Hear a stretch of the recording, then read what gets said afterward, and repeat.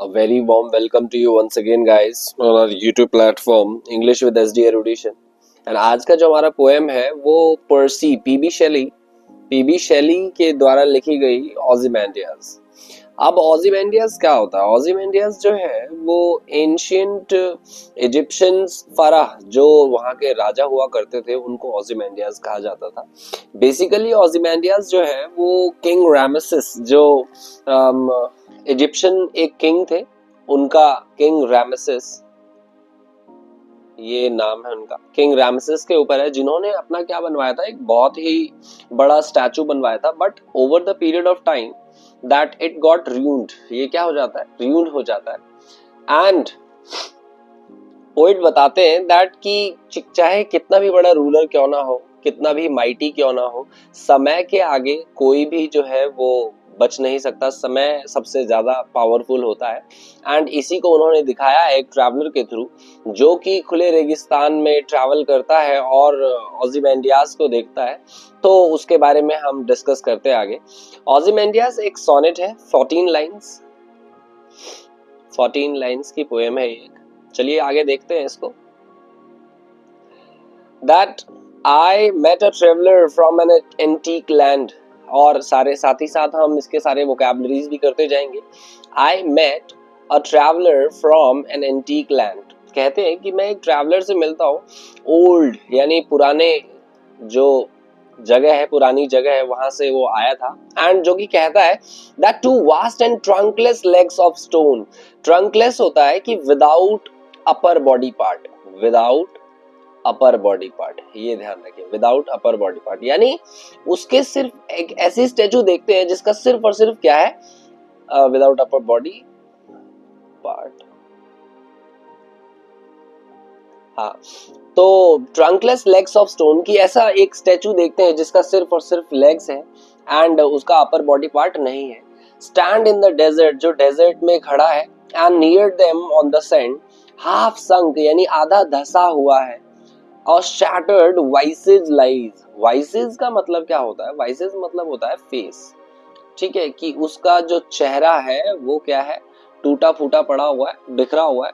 whose frown and wrinkled lip and sneer of cold command, तो आपको frown look होता है एक, जैसे हम गुस्से में, एंगर में जो लुक देते हैं उससे हम फ्राउन कहते हैं।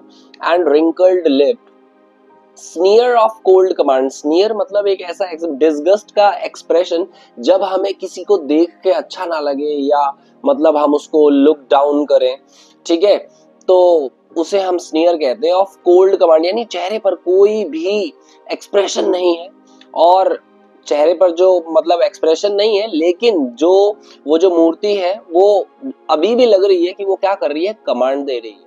यानी वो जो किंग रामेसिस थे कि इतने बड़े माइटी किंग थे कि वो किसी को भी अपने आगे कुछ समझते नहीं थे, एंड वो हमेशा से ही लोगों को कमांड किया करते थे। तो एग्जैक्टली पोर्ट्रे किया है जिस स्कल्प्टर ने उन्हें बनाया, आगे हम देखते हैं। टेल दैट इट्स स्कल्प्टर, कि भाई जिसने उस मूर्ति को बनाया है।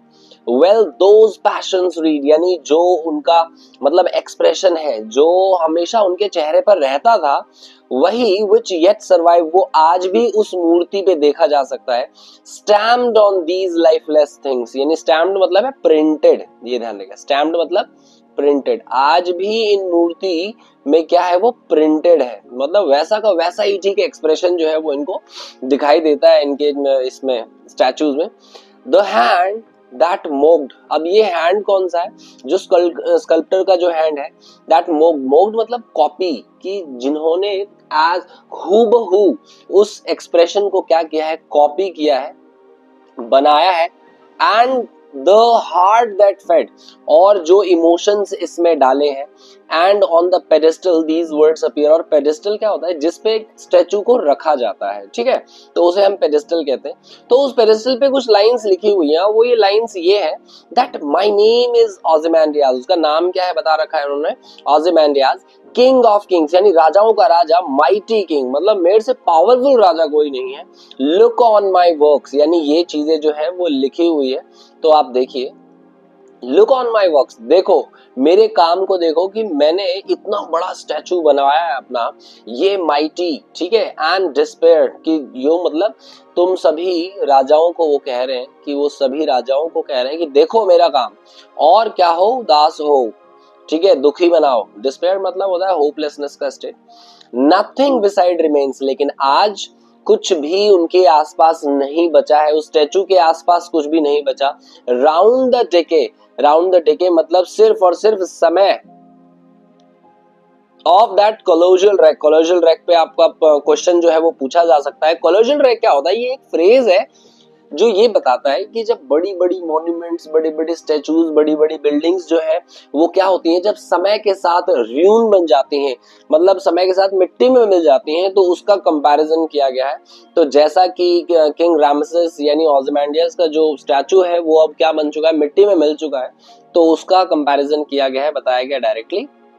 कॉलोजल wreck boundless and bare, boundless मतलब जिसका कोई अंत ना हो, ठीक है, and the lone level sands stretch far away, यानी दूर दूर तक पूरे रेगिस्तान में दूर दूर तक जो है वो सिर्फ और सिर्फ मिट्टी नजर आ रही है। अब तो उनका स्टैचू भी नजर नहीं आ रहा है, यानी समय के साथ साथ इनका स्टैचू जो है वो बिल्कुल ही क्या हो चुका है, तबाह हो चुका है, बर्बाद हो चुका है। एक टाइम पर जो वो बहुत ज्यादा प्राउड और एरोगेंट हुआ करते थे, प्राउड फील किया करते थे कि मैंने एक ऐसा काम किया है, ऐसा अपना स्टैचू बनवाया है जो मतलब सदियों तक याद रखा जाएगा, देखा जाएगा, लेकिन कुछ समय में ही वो क्या हो गया, बिल्कुल र्यून बन चुका है। तो ये दर्शाता है कि आप भले ही कितने पावरफुल रूलर क्यों ना हो, आप भले ही कितने पावरफुल इंसान क्यों ना हो, समय के आगे ना आपको that you will have to kneel down, आपको घुटने टेकने ही पड़ेंगे, ठीक है, आप समय से ज्यादा बलवान नहीं हो सकते।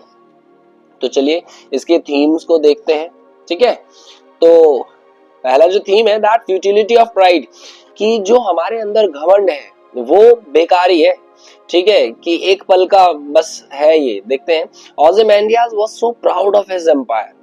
ओzymandias जो थे वो अपने एम्पायर के बहुत ज्यादा मतलब प्राउड था उन्हें कि वो बहुत ज्यादा powerful, that he thought it would last forever, उन्हें लगता था ये ना हमेशा चलेगा, हमेशा मेरा जो एम्पायर है वो कभी खत्म नहीं होगा। बट इन द एंड में होता क्या है कि समय के साथ साथ एवरीथिंग ही बिल्ट क्रम्बल्ड, जो भी उन्होंने बनाया था वो सब क्या हो जाता है, चकनाचूर हो जाता है। शोइंग दैट, और ये शो करता है कि pride in human achievements can be meaningless over time, यानी over the period of time कि आपके अंदर जो प्राइड है या जो भी आपने अचीवमेंट्स हासिल की है उसके प्रति जो आपके अंदर जो प्राइड है ना वो हमेशा नहीं रहेगा, वो मीनिंगलेस हो जाएगा कुछ समय के बाद, क्योंकि आपका ही एग्जिस्टेंस नहीं रहेगा। दूसरा हम पॉइंट देखते हैं पैसेज ऑफ टाइम, कि समय का पहिया जो है ना वो उससे बलवान कोई नहीं है, and over the period of time क्या होता है, सारी चीजें जो है वो र्यून में चेंज हो जाती है। The poem emphasises how time erodes everything, poem ये बताता है कि समय कैसे सभी चीजों को बर्बाद कर देता है, खत्म कर देता है। Even the most grand and powerful things, even की चीजें कितनी भी ज्यादा पावरफुल क्यों ना हो, जैसे ओzymandias ने अपना स्टैचू बनवाया था, वंस कभी हुआ करता था सिंबल ऑफ ग्रेटनेस, कि मतलब महानता का सिंबल हुआ करता था, ये इज नाउ, लेकिन आज जो है वो सिर्फ और सिर्फ एक टूटा फूटा मतलब पत्थर बन चुका है। This shows how everything no matter how strong, कि आप कितने ज्यादा स्ट्रॉन्ग हो, फेड्स विद द टाइम, यानी समय के साथ ये सारी चीजें क्या हो जाती हैं, फेड हो जाती हैं। नेक्स्ट थीम देखते हैं हम, नेचर्स पावर, की नेचर में बहुत ज्यादा पावर होती है। Nature represented by the desert sands, की यानी यहाँ जो रेगिस्तान की जो मिट्टी है उसको दर्शाया गया is shown as more powerful than human achievements, ये दिखाया गया कि आप भले ही कितनी बड़ी बड़ी इमारतें या कितनी बड़ी बड़ी स्टेचूज बनवा लो, over the period of time वो क्या होगा, उन्हीं मिट्टियों में मिल जाएगा। The statue is slowly being overtaken by the sand, जैसे हाफ संक दिखाया गया था कि आधा जो है वो पूरा का पूरा क्या हो गया, धंस गया है, कि मिट्टी ने क्या कर लिया है, उसे पूरा का पूरा कवर कर दिया है। तो ये पावर दिखाता है नेचर का कि ह्यूमन के ऊपर जो है वो हमेशा नेचर जो है वो ओवर पावर करती है, और कभी भी ह्यूमन जो है वो मतलब नेचर को डोमिनेट नहीं कर सकता है। चलिए नेक्स्ट देखते हैं इसका, दैट इम्परमानेंस। इम्परमानेंस का मतलब होता है कोई भी चीज परमानेंट नहीं होती, जो आई है वो ऑलवेज जाएगी और परमानेंस नाम की कोई चीज नहीं है। तो इस चीज को दिखाया है पोएट पीवी शैली ने, that the poem highlights the idea that nothing last forever, कुछ भी ऐसा नहीं है जो हमेशा टिकता है, हमेशा चलता है। व्हाट सीम्स परमानेंट, जो हमें लगता है ना परमानेंट, दैट इज जस्ट मतलब वो सिर्फ और सिर्फ हमारा वहम है, ठीक है। और mighty can easily be forgotten, मतलब जो इतने ज्यादा वीर है, महावीर है, उन्हें भी क्या कर दिया जाता है, समय के साथ भुला दिया जाता है। और destroyed as time goes on, और खत्म, तबाह कर दिया जाता है समय के साथ साथ। Making everything temporary and changeable, सभी चीजें जो है वो टेम्परेरी है और समय के साथ साथ वो बदलती है। हब्रिस, हब्रिस जो होता है वो काइंड ऑफ होता है कि एरोगेंस, एरोगेंस को हब्रिस बोला जाता है। कि ओzymandias थॉट, वो ये सोचते थे कि ही वाज इनविंसिबल। इनविंसिबल का मतलब है कि उन्हें ना हराया नहीं जा सकता, and that nothing could destroy his empire, और ऐसा कुछ नहीं है जो उनके एम्पायर को डिस्ट्रॉय कर सके। लेट हिम हिज एरोगेंस, और उनका ये एरोगेंस ही उनके मतलब पूरे एम्पायर का क्या था, मतलब डिमोलिश का कारण था। Led him to create this grand monument, but in the end that arrogance was his downfall, यही उनका डाउनफॉल बना। As his empire disappeared and his statue crumbled, मतलब उनका जो पूरा का पूरा एम्पायर था वो क्या हुआ, गायब हो गया। एंड उनका जो स्टैचू है, स्टैचू क्रम्बल्ड, और स्टैचू टूट फूट गया, और अब सिर्फ वहां पर सिर्फ और सिर्फ क्या है, मिट्टी है और उनका स्टैचू नहीं है। चलिए आगे देखते हैं इनके पोएटिक डिवाइसेस को। सबसे पहला पोएटिक डिवाइसेस जो है आयरनी। आयरनी ये है तो आपको पता चल ही गया होगा आयरनी क्या है, कि जैसा ओzymandias कहते थे कि वो हमेशा मतलब फॉरएवर ही विल लास्ट, लेकिन हुआ क्या, एंड में वो बिल्कुल र्यून हो गए, मिट्टी में मिल गए, ठीक है। एंड देखते हैं इमेजरी। शैली यूजेस विविड डिस्क्रिप्शंस, कई सारे डिस्क्रिप्शंस दिए हैं जिनको पढ़ के ना हमारा क्या होता है, दैट की मतलब काइंड ऑफ हम एक इमेज क्रिएट करते हैं। जैसे two vast trunkless legs of stone, कि दिखाया गया है कि दो बड़े बड़े सिर्फ और सिर्फ पैर जिनका अपर बॉडी नहीं है, ठीक है। हाफ संक, आधे धसे हुए, और शैटर्ड वॉइसेस लाइज, कि ये सब कहीं ना कहीं एक इमेज क्रिएट कर रही है, तो इसलिए इमेजरी है। अगला हम देखते हैं next, alliteration. Alliteration is repetition of sound. अब देखिए यहाँ पे जैसे ये क्या है, बाउंडलेस एंड बेयर, ब का साउंड जो है वो आ रहा है, तो ब के साउंड में ये एलिट्रेशन हो गया। मेटाफर, दो मेटाफर है, जैसे कॉलोसल रैक को बताया गया, मैंने बताया था कि कॉलोसल रैक क्या होता है, कि ये कोई भी ऐसी बड़ी इमारत या बड़ी बिल्डिंग क्या है कि जो मतलब over the period of time खत्म हो जाती है, बर्बाद हो जाती है, तो उसे हम क्या कहते हैं, कॉलोसल रैक कहते हैं, ठीक है।